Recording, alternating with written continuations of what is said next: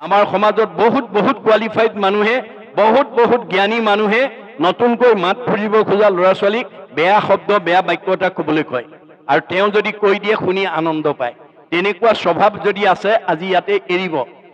আমাৰ দাৰ্শনিক পণ্ডিত, শিক্ষাবিদ পণ্ডিত, মনস্তাত্ত্বিক পণ্ডিত আৰু গুৰুজনাই আৰু ভাগৱতে কৈছে ধেমালিটো আপুনি বেয়া শব্দ নক'ব, নিশিকাব। শব্দ ব্ৰহ্ম, ৱৰ্ড ইজ গড, ই অবিনাশী, মনত ৰাখিব। গতিকে আপুনি যি উদ্দেশ্যে ক'ব তাৰ প্ৰতিক্ৰিয়া ক'ব। ধেমালিটো ল'ৰা ছোৱালীক সাও সপনি নিদিব। ধেমালিটো ল'ৰা ছোৱালীটো বৰ বদমাছ, ল'ৰাটো বৰ দুষ্ট বুলি নক'ব। কাৰণ আপোনাৰ বেয়া শব্দৰ প্ৰতিক্ৰিয়াই ছোৱালীজনী বা ল'ৰাটোক ভৱিষ্যত বেয়া কৰি তুলিব। তাৰ বিপৰীতে আমাৰ নতুনকৈ মাত ফুৰিব খোজা ল'ৰাটো বা ছোৱালীজনীক আপুনি শিকাব গোপাই কৃষ্ণ বুলি কোৱা, ৰাম বুলি কোৱা, হৰি বুলি কোৱা, যদু বুলি কোৱা, মাধৱ বুলি কোৱা, যিমান সহজ নাম আপুনি ল'ৰাটোৰ মুখত বা ছোৱালীজনীৰ মুখত ফুটাব, সেই ল'ৰাটোৰ ভৱিষ্যত বা সেই ছোৱালীজনী ভকত হ'বই, তেওঁ জ্ঞানী হ'বই, তেওঁ ঈশ্বৰৰ ভক্তিপৰায়ণ হ'বই আৰু তেওঁৰ সেই গছজোপা এদিন ডাঙৰ গছ হৈ যাব। গতিকে আপুনি বীজ ৰুইছে, শব্দ ব্ৰহ্ম, মনত ৰাখিব, শব্দ ব্ৰহ্ম। গতিকে সেই বীজে আমাক অংকুৰিত হৈ যাব, এজোপা মহিৰু হ'ব, তাৰ পৰা আমি সকলো জ্ঞান আমি লাভ কৰিব পাৰিম। তাকে নকৰি যদি বেয়া শব্দ শিকায়, সি ডাঙৰ হ'লে বেয়া মাত, বেয়া কথা, বেয়া বচনৰ পৰা গৃহখনটো অতিষ্ঠ হ'বই, ওচৰৰ মানুহেও শুনি অশান্তি পাব। গতিকে আমাক ভাগৱতে সেই নিয়মৰ কথা কৈ আছে। গতিকে ভগৱন্তৰ হাজাৰ নাম আমাৰ হৃদয়ত পুঞ্জীভূত হৈ আছে, মাত্ৰ এটা নাম ল'বলৈ আপুনি অভ্যাস কৰিবলৈ ক'ব। মনত ৰাখিব দেই, আমাৰ দাৰ্শনিক পণ্ডিতে কৈছে sing of Hari with his form in heart, no other virtue is greater than নামছ ৱৰ্ড। ভগৱন্তৰ হাজাৰটা নামৰ পৰা যদি কোনোবা মুখেদি এটা নাম ওলাব পাৰে, তাতকৈ আৰু পুণ্য নাই বেলেগ। মনত ৰাখিব কথাটো। আমাৰ প্ৰতিজন সদস্যৰ মুখত যাতে ভগৱন্তৰ নাম এটা আমি সদায় শুনিবলৈ পাওঁ, তাৰ কাৰণে গুৰুত্ব দিব লাগিব আৰু তাৰ কাৰণে আমি অভ্যাস কৰিব লাগিব। দাৰ্শনিক পণ্ডিতে কৈছে you have to keep the practice of remembrance, নাম স্মৰণ every day, every hour, rather every second. 24 ঘণ্টাত 1 ছেকেণ্ড হ'লেও ঈশ্বৰৰ হাজাৰটা নামৰ পৰা এটা নাম আপুনি ক'বলৈ অভ্যাস কৰিব। When a strong habit is formed by unceasing practice throughout the period of life, then it would be easy to remember God at the time of the death. আপুনি এনেকৈ অভ্যাস কৰোঁতে যেতিয়া এটা সবল অভ্যাসত পৰিণত হ'ব, তেতিয়াহ'লে মৃত্যুৰ সময়ত অজামিলৰ দৰে নাৰায়ণ অনায়াসে আহি যাব। অজামিলে 10 নম্বৰ ল'ৰাটোৰ নামহে নাৰায়ণ ৰাখিছিলে, ভগৱানৰ নাম বুলি নাজানে, কিন্তু তেওঁ আহ নাৰায়ণ, খা নাৰায়ণ, উঠ নাৰায়ণ, পঢ় নাৰায়ণ, কৰ নাৰায়ণ, যা নাৰায়ণ কওঁতে জানি বা নাজানি কৰে নামৰ কীৰ্তন, তথাপিতো পাপদহী নামে কৰে চন। আপুনি ওচৰতে বিষ অকমান পৰি আছে, নাজানে, অমৃত বুলি ধেমালিতে খাই দিলে বা নজনাকে খাই দিলে, বিহে ক'ব নেকি এওঁ নাজানি খাইছে নামাৰো বুলি? বিষ জানিয়েই খাওক বা নাজানিয়েই খাওক, বিষ খালে মানুহ মৰিবই। ভগৱানৰ নাম অৰ্থ জানি লওক বা নাজানি লওক, নামে পাপ দহন কৰিবই। গতিকে আপোনালোকে মানে ল'ৰা ছোৱালীৰ নাম দিওঁতে জ্যোতিষীৰ ওচৰত চাবগৈ নালাগে, গুৰুজনাৰ দৰ্শন মতে ভগৱন্তৰ হাজাৰটা নামৰ পৰা এটা মনে ভাল পোৱা নামেৰে যদি ল'ৰা ছোৱালীৰ নাম ৰাখিব পাৰে, সেই ল'ৰা ছোৱালীৰ নাম ল'লেও মাক বাপেক উদ্ধাৰ হ'ব পাৰে। অজামিলে সেই কথা দেখুৱাই থৈ গৈছে। গতিকে আমাক কেৱল নীতি আদৰ্শৰ কথা কৈ আছে ভাগৱতে, কিন্তু কওঁতে কেনেকৈ কৈছে আখ্যান উপাখ্যান কাহিনী উপকাহিনী, কাহিনী উপকাহিনীৰ মাজেদি কৈছে। গতিকে এতিয়া প্ৰথম আমাক এই কথা ক'লে, তাৰপিছত কৈছে জয় জয় দৈৱকী নন্দন আদি দেও, ব্ৰহ্মা মহেশ্বৰো যাক সদা কৰে সেও, মুৰুখু পণ্ডিত হৈ লৈলে নাম যাৰ নাম, হেনয় কৃষ্ণকো কৰো কৰিয়া প্ৰণাম। মানে মই অলপ আগতে কৈছো যে মুকং কৰোতি বাসলং পংগুলংগেতে গিৰিং যত কৃপা তমহং বন্দে পৰমানন্দ মাধৱম। আপুনি ভগৱন্তৰ কৃপা পাবৰ কাৰণে ভগৱন্তৰ যদি নাম লয়, তেওঁৰ কৃপা হ'লে বুবাই কথা ক'ব পাৰে, ফুৰাই পৰ্বত বগাব পাৰে আৰু অন্ধই চকুৰে দেখে, বন্ধা নাৰীয়ে পুত্ৰ পোৱাৰ যোগ্যতা লাভ কৰে। এয়া হৈছে ভগৱানৰ কৃপা। গতিকে ভগৱানৰ কৃপা পাবলৈ ভগৱানৰ নাম আমি ল'ব লাগিব। যেতিয়া যিটো নাম লয় হৰি তাৰ হয়। ভগৱন্তক আপুনি বিচাৰিব নালাগে, ভগৱন্তই আপোনাৰ ঘৰ বিচাৰি আহিব। তেওঁৰ নাম যি ল'ব তেওঁ সেইখন ঘৰত থাকিব। ভগৱন্ত থকা ঘৰখনৰ মানুহ আনন্দত থাকিব। এইখন এখন ঘৰ দেই, মনত ৰাখিব। উদ্ধৱক চিনাকি কৰি থৈ গৈছে, মহুৰক সেৱাৰ যোগ্য মনুষ্য শৰীৰ, ইহাকে বুলিয় গৃহ জানা মহাবীৰ। এইখন এখন ঘৰ।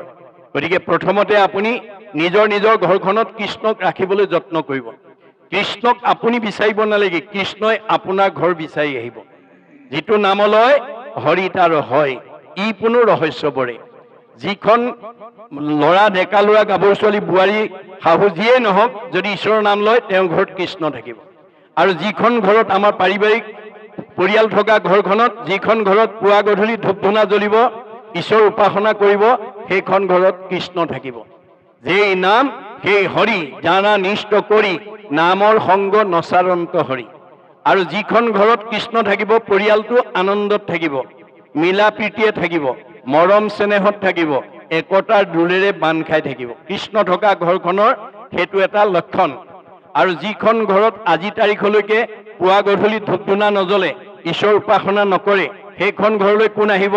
দ্বাদশ স্কন্ধ ভাগৱতত কৈছে, শ্ৰৱণ কীৰ্তন জড়িত কৃষ্ণৰ নকৰে, প্ৰত্যেকে ৰাক্ষসীগণে বিঘিনি আচৰে। যিখন ঘৰত পুৱা গধূলি ধূপ ধূনা নজ্বলে, ঈশ্বৰ উপাসনা নকৰে, সেইখন ঘৰলৈ অঘাসুৰ, বকাসুৰ, প্ৰলম্বাসুৰ, অৰিষ্টাসুৰ, পুতনা, ব্যোমাসুৰ, ধেনুকাসুৰ চব অসুৰবিলাক আহি সোমাই যায়। কায়িকভাৱে নহয় দেই, স্বভাৱগতভাৱে, গুণগতভাৱে। আমাৰ সমাজত এনেকুৱা কিছুমান বহুত মানুহ আছে, কথা ক'বই নোৱাৰি, টিঙিচকে খং উঠেই, কথা ক'বই নোৱাৰি, লাঠিডাল উলিয়াই আনেই, কথা ক'বই নোৱাৰি, ঠেপেচ লাগি 3 দিনমানলৈকে চকু পানী উলিয়াই ভাত পানী নাখায়েই। তেনেকুৱা স্বভাৱ যিখন ঘৰৰ পৰিয়ালৰ আছে, সেইখন অসুৰ থকা পৰিয়াল। সেই অসুৰবিলাকক যেতিয়ালৈকে উলিয়াই দিব নোৱাৰিব, অৰ্থাৎ সেই আসুৰী প্ৰবৃত্তিবিলাকক যেতিয়ালৈকে বাহিৰ কৰি দিব নোৱাৰিব, তেতিয়ালৈকে সেইটো পৰিয়ালত শান্তি প্ৰতিষ্ঠা নহ'ব। আমি কেনেকৈ উলিয়াম? আমাৰ গুৰুজনাৰ দিনত এজন আটা পুৰুষে ফকৰাৰ দ্বাৰা কৈছে, কুকুৰে কৰিলে বিয়া বাঘৰ জীয়াৰী, দেখিয়া ভালুক গৈলে ঘৰ বাৰী এৰি।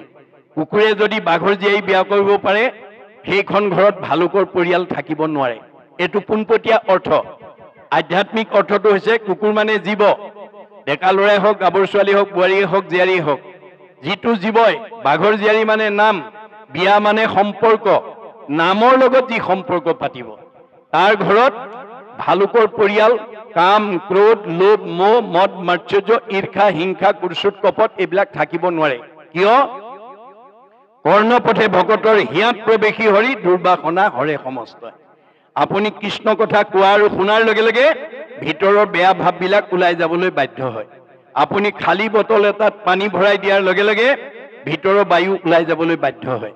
এইটো যেনেকৈ বিজ্ঞানসন্মত সত্য, আপুনি যিমান কৃষ্ণ কথা ক'ব আৰু শুনিব, সিমানেই আপোনাৰ মনৰ পৰা বেয়া ভাৱবিলাক ওলাই যাবলৈ বাধ্য হ'ব। মাধৱ পুৰুষে কৈছে, কৰ্ণপথে ভকতৰ হিয়াত প্ৰৱেশী হৰি, দুৰ্বাসনা হৰে সমস্তই, জলৰ যতে কমল যেহেন শৰতকালে স্বভাৱতে নিৰ্মল হয়।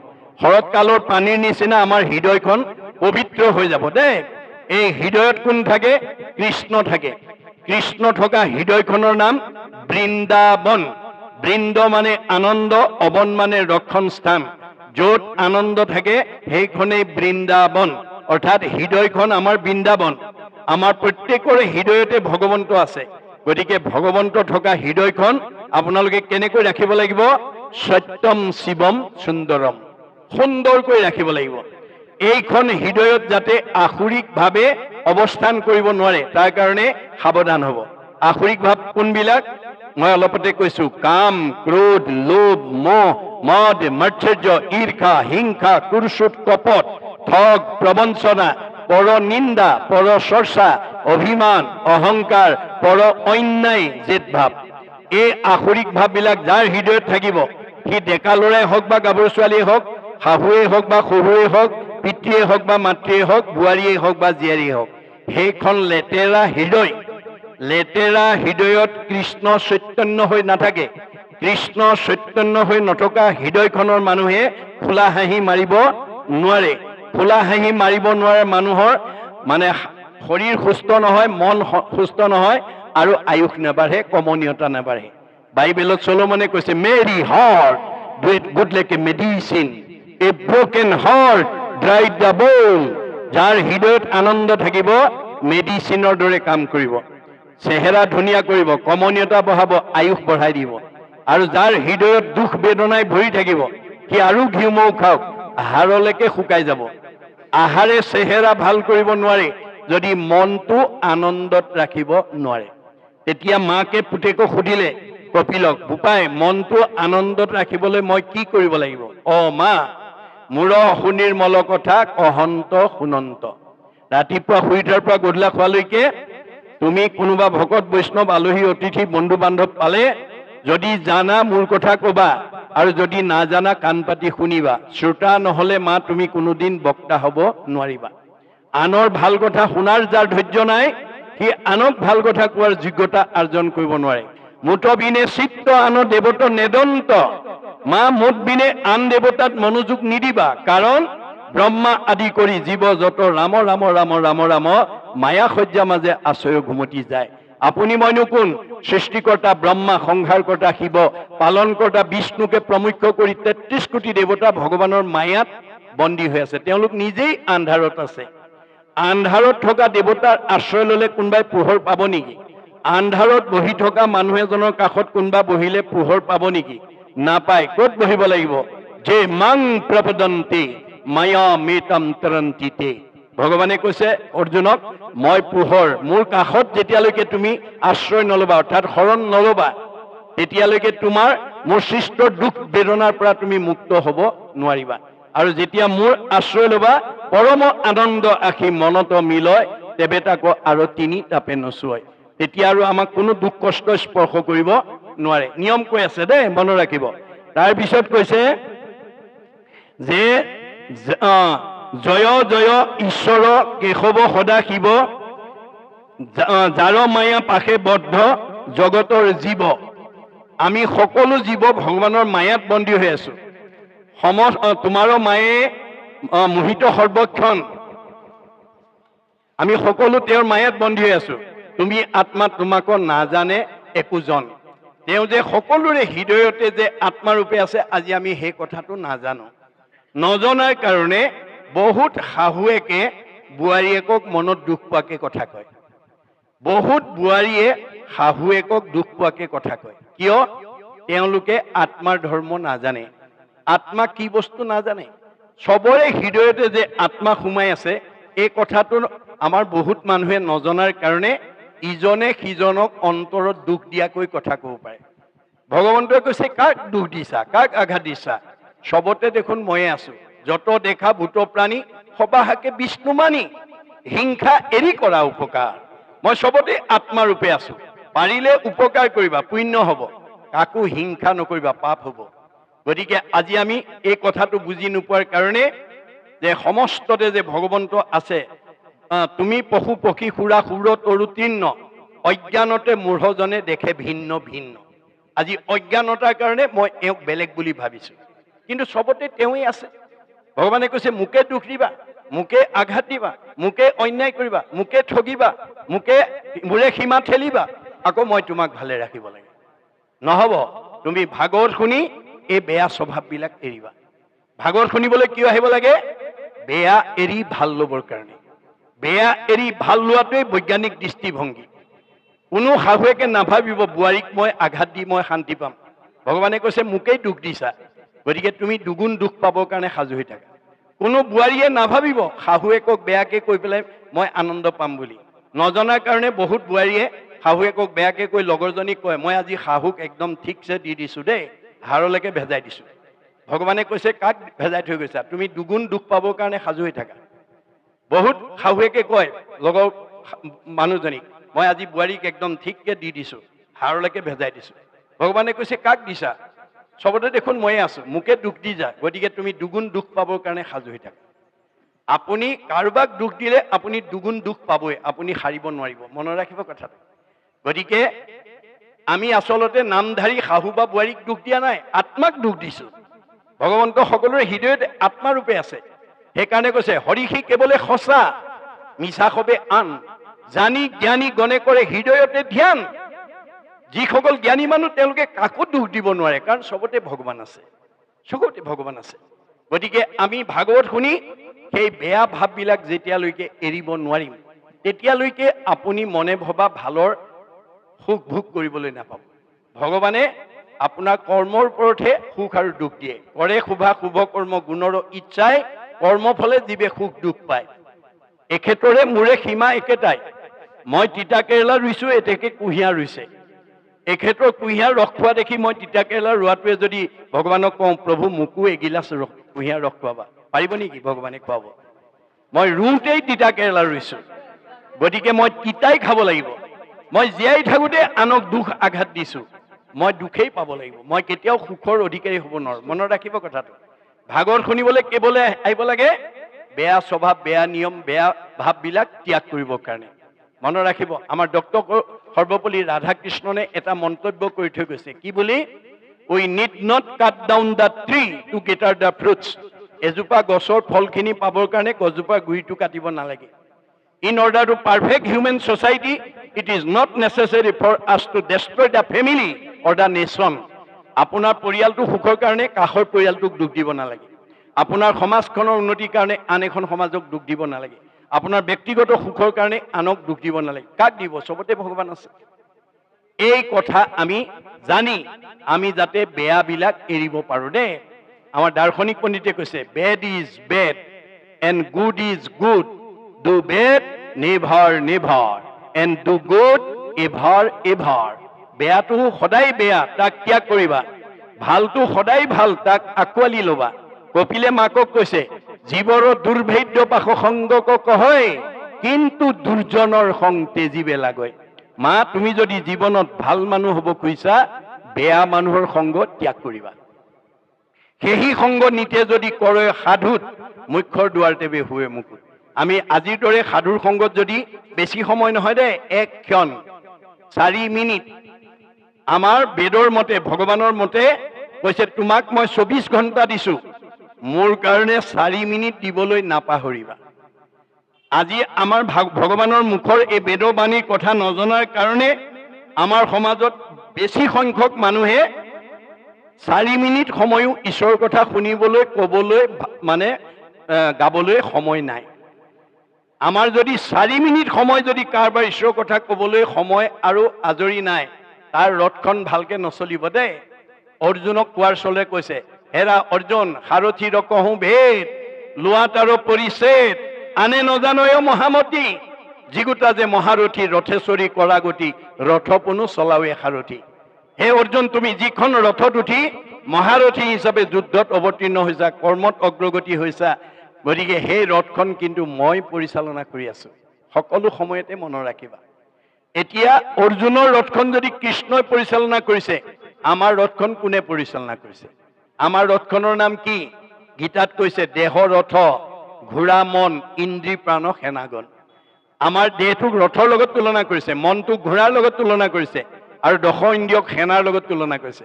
বিষয় অৰণ্য ভৈলতা। আজি আমাৰ সমাজত বহুত মানুহে বিষয়ৰ প্ৰতি ইমান ধাৱমান হৈছে, লগত নিব নোৱাৰা ধন, টকা পইচা, গাড়ী মটৰ, মান সন্মানৰ কাৰণে ইমান আগ্ৰহী হৈছে যে যিজন থকাৰ কাৰণে আমি চকুৰে দেখিছোঁ, কাণেৰে শুনিছোঁ, মুখেৰে খাইছোঁ, হাতেৰে কৰিছোঁ, অৰ্থাৎ আমি জীয়া মানুহ হৈ আছোঁ। যিজন আমাৰ হৃদয়ত থকাৰ কাৰণে, আত্মা পৰমাত্মা ৰূপে থকাৰ কাৰণে আমি জীয়া মানুহ হৈ আছোঁ। আজি আমাৰ সমাজত বহুতৰ সেইজনৰ কথা শুনিবলৈ, ভাবিবলৈ, কৰিবলৈ আজৰি নাই। তেতিয়াহ'লে আমাৰ ৰথখন ভালকে নচলিব, ঘূনে ধৰিব। কেনেকৈ? অৰ্শ, গুল্ম, পিত্ৰ, কেঁচুমুৰীয়া, মূৰৰ বিষ, পেটৰ বিষ, দাঁতৰ বিষ, কঁকাল বিষ, ভৰি বিষ, কাৰ কি আছে আৰু। আপোনালোকৰ শৰীৰত যদি কাৰোবাৰ বেমাৰে অৱস্থান কৰিছে, তাৰ কাৰণে মনক দায়ী কৰি থৈছে ভাগৱতে। মনে পাপ কৰে যায় লাগয় জীৱত। আজি আমি মনটোক সদাচাৰ কৰিব নোৱাৰাৰ কাৰণে দুৰাচাৰ মনৰ কবলত পৰি আজি বহুত উঠি অহা প্ৰজন্ম সমাজৰ বহু লোকে নাখাবলগীয়া খাইছে, নকৰিবলগীয়া কাম কৰিছে, নাযাবলগীয়ালৈ গৈছে, যাৰ কাৰণে শৰীৰে অসুস্থতা ভুগিছে। বেয়া কাম পাপটো মনে কৰিব, ফলটো দেহে ভোগ কৰিব। কিমান? 84 নৰক। নৰক মানে দুখ কষ্ট, মনত ৰাখিব। দুখ কষ্ট ভুগিব। কিমান? 84 নৰক। আমাৰ দাৰ্শনিক পণ্ডিতে তাৰ সমীক্ষা দিছে। ক'ত ভুগিব? দেহত ভুগিব। কেতিয়া? জীয়াই থাকোঁতেই। জীয়াই থাকোঁতেই ভুগিব। গতিকে এই 84 মানে স্থানটোৰ এটা সমীক্ষা দিছে। আপোনালোকে ঘৰত গৈ প্ৰমাণ কৰি চাব আমাৰ নিজৰ হাতেৰে নিজৰ শৰীৰটো জুখিলে 3.5 হাত হয় নিজৰ হাতেৰে নিজৰ শৰীৰটো 3.5 হাত হয় এহাতত 24 আঙুলকৈ থাকে 3 হাতত 72 আঙুল এবেগেটত 12 আঙুল 72 12 84 আঙুল এই 84 আঙুল দেহতে নখচন্দৰ পৰা কেশলৈকে নখ শুকুৰা হৈ নখ মৰাৰ পৰা ধৰি চুলি খৰা উপনি উফি হোৱালৈকে আৰু বাকি দেহটোত বাকিখিনি ৰোগ ব্যাধিয়ে আমাক আক্ৰান্ত কৰিব গতিকে গণ্ডগোল ক'ত লাগিলে যে আমি সদাচাৰী নহয়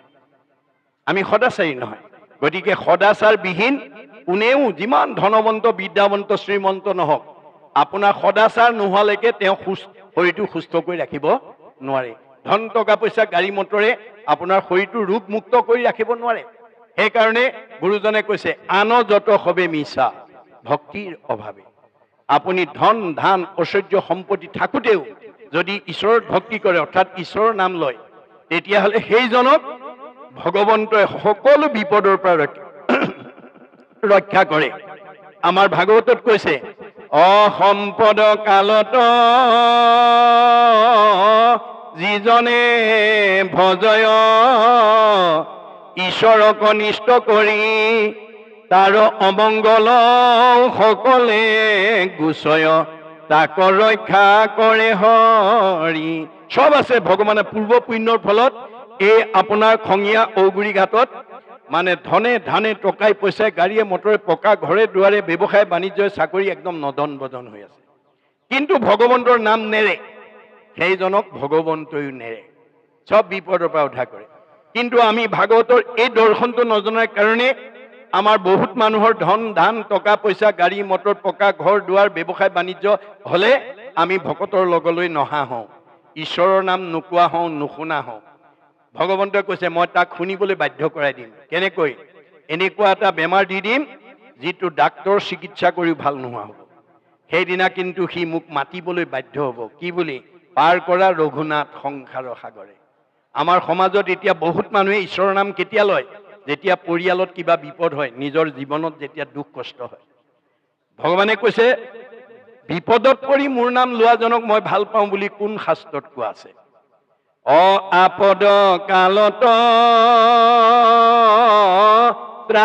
ত্ৰাহি বোলৈ অনুবোলে সম্পদ কালে অতাংক প্ৰতিতুষ্ট হৈবন্ত ঈশ্বৰ এইটো কোন শাস্ত্ৰে কহে বিপদত পৰিলে ঈশ্বৰৰ নাম লয়